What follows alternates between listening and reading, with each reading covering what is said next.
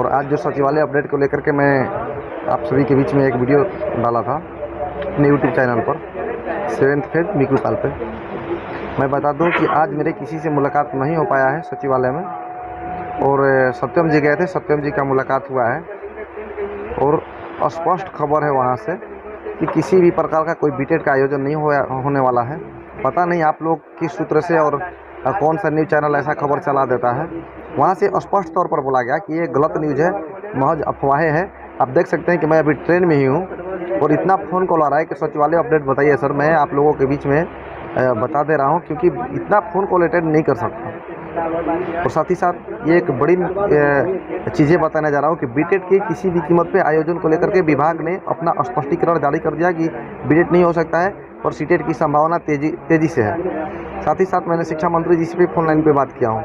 शिक्षा मंत्री जी थोड़ा सा गुस्से स्वर में बोले कि किसी भी हाल में बीटेट नहीं होगा, आप लोग काहे कपार फोड़ रहे हैं, आप लोग बम नहीं फोड़िए, हम लोग बहाली जल्द देंगे, ऐसे बोले। पर मालूम है कि बीटेट नहीं पर सीटेट को लेकर के उनका भी रुझान कुछ इसी प्रकार से है। आप सभी साथी से मैं यही कहना चाहूँगा कि अब बारी है एक होने के और एक होकर के लड़ने की। अभी हाल फिलहाल में जो झुंझुना दिया गया है कि 7वीं चरण के बहाली में ए स्टेट का पहले होगा। मैं बता दूं कि ए स्टेट का भी जो दिसंबर से पहले शेड्यूल जारी किया गया है उस पर नहीं होगा।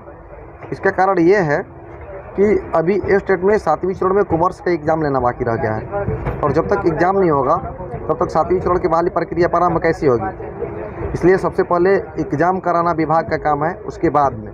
और ये एक महज झुंझुना है जो ए स्टेट के कुछ साथी समझ रहे हैं कि उनको हरी झंडी मिल गई है, तो अभी बहुत सारी दिक्कत है, बहुत कठिनाइयाँ है। इतना जल्द आसान नहीं है बहाली के लिए। और हम सभी प्राइमरी में एक भी केस नहीं है, ना किसी प्रकार का कोई दिक्कत है, तो मेरे कहने का मतलब है कि उसको टरकाया जा रहा है। आप समझ सकते हैं कि प्राइमरी में जब केस नहीं है, किसी प्रकार का कोई व्यवधान नहीं है, न कोई दिक्कत है और संपूर्ण बहाली पूरी हो चुकी है, तो फिर प्राइमरी की नहीं कराया जा रहा है तो ए स्टेट का कैसे कराया जाएगा।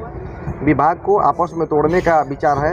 और साथ ही साथ जो डेट जारी किया गया है शेड्यूल का, उसमें तो अभी ए स्टेट वाले के एग्ज़ाम भी लेना है और जब तक एग्ज़ाम नहीं होगा, एक बात बताइए कि कॉमर्स वाले कहाँ जाएंगे जो कोर्ट से जीते हुए हैं, कि उनका भी एग्ज़ाम लेना होगा बिहार सरकार को और उनका भी बहाली आना चाहिए। बहुत सारे तथ्य हैं, बहुत सारी चीज़ें हैं, लोगों को समझना पड़ेगा ये सारी चीज़ों को। और साथ ही साथ हम यही कहना चाहेंगे कि ये लड़ाई वजूद की नहीं रही है, मिलजुल करके लड़िए। हर जगह से बहिष्कार कीजिए, हर जगह चौक चौराहे पर इनका पोस्टर लगाइए। जब महागठबंधन सरकार को अगर दिसंबर से पहले 7वीं चरण प्राथमिक विज्ञप्ति देते हैं तो ही वोट करेंगे, अन्यथा मतलब बहिष्कार किया जाए। क्योंकि जिनसे उम्मीद रहता है ना, उन्हीं से मांगा जाता है। हम लोगों ने उम्मीद के मुताबिक बहुत प्रयत्न किया पर ये सरकार सुनने के काम ही नहीं कर रही है और अपना चुनावी राजनीति के लिए लंबी चौड़ी गेम खेल रही है। चुनाव से पहले बहाली आएगी, चुनाव के बाद में बहाली पूरी कराई जाएगी ताकि आपकी मजबूरी बन जाए इस सरकार को वोट देना। लेकिन साफ तौर पर बहिष्कार किया जाए, हर ट्विटर से लेकर के फेसबुक से लेकर के हर सोशल मीडिया पे, साथ ही साथ चौक चौराहे पर भी हर जिले में अब इनका विरोध करना पड़ेगा। क्योंकि 7वीं चरण प्राथमिक विज्ञप्ति पे किसी प्रकार का कोई केस नहीं है, ना किसी प्रकार का कोई दिक्कत है। अगर दिक्कत है तो विभाग की मंशा में, सरकार की गलत नीति, गलत पॉलिसी में। चलिए, आज का जो सचिवालय अपडेट था मैं आप लोगों को अवगत कराया। इस सचिवालय में बीटेट को मतलब चर्चा नहीं, बीटेट होगा ही नहीं। सीटेट को लेकर के संभावना जताई जा रही है कि सीटेट होगा। इन्हीं खबरों के साथ